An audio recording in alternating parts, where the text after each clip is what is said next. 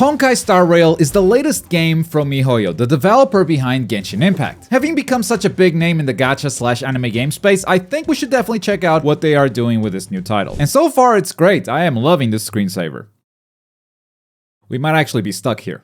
One reboot later and we're actually playing the game. It starts with a space station and big plot right away. The station is being attacked by these void monsters, but this character is chilling because she knows what the future will be. She came here to find the Stellaron, which according to this game's subtitles is the cancer of all worlds. Yeah, that doesn't sound good. Combat is turn-based. So far it's very simple. There are elemental weaknesses, and if you target those weaknesses you can break a target, causing the opponents to suffer a specific elemental reaction. Like if they got broken from frost, they might get frozen, which delays their turn. It feels like this combat is bringing some elements from other games together, but I haven't really noticed much that is new so far, so it's not feeling super fresh. The one thing that is somewhat newish is that you can throw a character's ultimate at any time. You don't have to wait for your turn, and that can be an interesting mechanic. Exploration-wise, you can break boxes, open chests, you can sprint, but you cannot jump. I like the look of the environments, but mechanically there's not a lot to make exploration fun. Oh, and you can strike opponents while exploring to get an advantage going into battle, and that's always neat. Our plot friend cannot find the cancer because it is well hidden behind this holograph. And after we unveil the secrets of the holograph, it's time to choose between a male or a female main character. Of course, I chose poorly as always, because later I went to check the female characters' animations and they're way better than the male characters. But anyway, she puts the cancer in me. That cannot be good. I don't like this character anymore. It feels like the game takes a big turn here. You can finally play as your own character, and the characters that join your party are actually unlocked. By the way, this character's name is March 7th. They have not explained that yet. So you can start diving into team compositions, leveling up characters, talent trees, and light cones? I guess it's cards with passive buffs. And the story slows to a halt at this point. You're basically being taken to the space station bridge for safety. On the way there, we do learn some new elements of combat and exploration, like some characters have an exploration technique that lets them start battles with a random enemy frozen, for instance. But it all feels very familiar if you've played one of these games before. I went and did some character trials to find some unique mechanics for each character, and it was pretty cool. This one gets an extra turn every time they finish an enemy. That was definitely the most unique character, but everyone's got their own little gimmick, even if all they have to play with is an ultimate, a skill, and a normal attack. But that's just the first hour of the game. There's a lot of systems being introduced right now, which is usually how these gacha games go. That means that I still don't quite know how to feel about it, but I will say that a lot of these characters feel like they come straight out of Genshin. Sometimes because of their personality, sometimes because of their design even. Like, this is Zhongli, this is Amber, this is Jean, and this is Bennett. Or at least that's how my mind thinks of them right now. Because these traits, I just recognize them. They remind me of those characters. But let's keep going. I think so far this game is looking way better than I thought it would based on trailers. I think the graphics are just better than I expected. They're still not as good as Genshin Impact, so this still feels like a smaller budget project from miHoYo. The next 2 to 3 hours of gameplay started to paint a much clearer picture for me. As you start to see the other game modes and you get more characters and items, the parallels between this game and Genshin Impact are unavoidable, especially when it comes to RPG mechanics and gacha. You know the cards I was talking about? Well, turns out that that's the equivalent for weapons in this game. If you look at my characters, each one has an element and an affinity, just like my characters in Genshin have an element and a weapon type. So instead of equipping certain weapons, you equip these cards and you can level them up as well. The game gives you some free pulls. It gives you a beginner banner where it guarantees you a 5-star character after 50 pulls. I got lucky and got mine on my second pull, and it's this guy with floating swords. Looks like a better Xingqiu. And then the game put me in this game mode called a simulated universe. Now, I quite like and dislike the simulated universe. As you defeat enemies, the game gives you these buffs to choose from, and the buff you pick will remain active for the rest of the encounter. And I know what you're thinking, it's like the Abyss. Yes, the buffs are like the Abyss, but that's about it. What I like the most about this game mode is that the game provides you with the characters to tackle this challenge. You don't take your team into the simulated universe, the game provides it. Which to me solves one of the biggest issues that this genre has. Let me show you. I was exploring the space station and I ran into an elite enemy which was level 11. So my first thought was to level up my character so I could take on this encounter. And it was tough, but in the end I beat it, and only one of my characters died. But I knew that if I didn't level up my main character, that encounter would have been impossible. This is where I think this genre is deeply flawed. RPGs in general have an intended pace to them. Good or bad pace, usually developers expect players to be at certain levels so they can make encounters more or less challenging. In a gacha, you mostly level by feeding a character some items, so the pace is impossible to predict. That makes these RPG gacha games much easier to clear because you just level up and storm through all the encounters, so the gameplay ends up being a bit boring until you reach the end game. And that's why I like the simulated universe, because the characters the game gives you have a set level, a set build. You are not allowed to overlevel yourself in order to beat these challenges. And this is when you get to explore the gameplay mechanics, because if you don't do it, those challenges might be failed. You're not allowed to simply power through. That said, these first simulated universes were pretty easy. I'm not sure if they will ever get harder. And I didn't feel like I got a very big reward from there, so it felt a bit like a waste of time. From there, I checked out some of the game's other features like the map, the fast travel, the store. I did a side quest which led me to another elite enemy that was pretty hard to kill. This same side quest later also has this neat little puzzle to build a bridge. You gotta step on all the squares. It's pretty easy so far, but Genshin puzzles did get quite complex eventually, so I wonder how far these ones will go. And combat-wise, the best thing I've seen so far was a story boss, where you could choose to attack either one of the hands or its heart, and once you take those down, you've got a stun phase where you just dish out a ton of damage. And it had different phases too, so there are mechanics and complexity that can come from there, but right now, things are a bit simple. These games usually start pretty slow, and this one's no exception. I feel like Genshin had a great start, and this one just feels more like a regular gacha. Eventually, the main quest took me to this train, the Star Rail.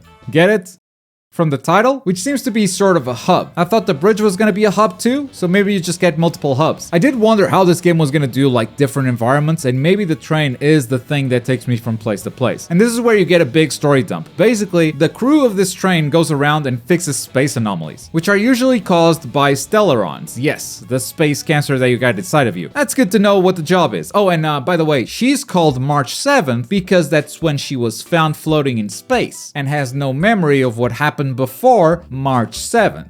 Yeah, that's the reason. I'm starting to feel a loop, even though there's still quite a lot of story quests to do. I feel like I'm fighting the same enemies quite a bit, and the story has some things that are pulling me in, but then they start naming things weird stuff and complex stuff that I find my brain switching off sometimes, so I'm having some trouble following. Anyway, I'm gonna switch off for the day, and I'll come back tomorrow fresh, and hopefully a bit more motivated, because right now, if I didn't play this game anymore, I don't think I'd be sad.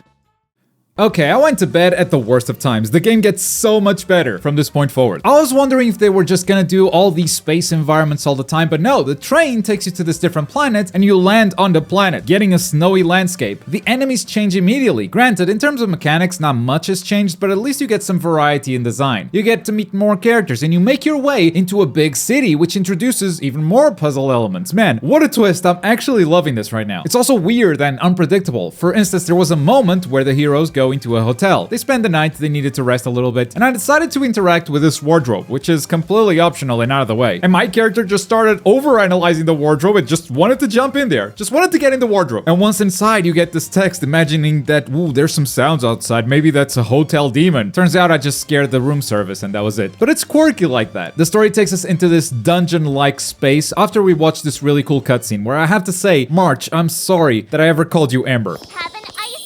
That is an S-tier pun. And this dungeon is very cool mechanically. You've got optional enemies guarding chests, you've got doors that open shortcuts, you've got puzzles that unlock a flying helicopter that then points you to a hidden chest. You've got a level 20 elite monster which will absolutely destroy you if you don't have any healers on your team. And the whole thing ends in a cool boss fight where the boss doesn't have any weaknesses as long as there are other enemies around. Meaning you have to defeat the enemies first so you can break the boss faster. And I gotta say, I'm enjoying the characters a lot more. To me, they're starting to break away from that initial impression I had, which just felt like Genshin characters in space. Like this guy, for instance, he really does not remind me of anyone from Genshin Impact. Today, this game has made a much better impression on me than the whole day yesterday. I'm loving the exploration, I'm loving the story missions, I'm loving the boss fights. The characters are definitely growing on me and so is the story. The one thing I'm still not a big fan of is the combat itself. And by that I mean, every time there's a new boss, I love the mechanics that boss brings. But as a gacha, you're gonna have to grind for events to get XP books and stuff like that, and these encounters are hella boring. So as a gacha, I don't think I like Honkai Star Rail. This is not a combat system that I've found engaging enough to want to do on a regular basis, but as a story game with unique encounters and boss fights, I'm actually enjoying it a lot right now. I think I'm gonna keep playing it. Of course, it is super early for me to tell how this is gonna be in the future, but I'm into it so far. At the very least, I want to try to save this planet from the cancer. We'll see how that goes. Hope you enjoyed the small look at Honkai Star Rail. Let me know what you think of it in the comments down below if you've had the chance to play it. And the last time we did this was with Nikke and a Chainsaw Man collaboration.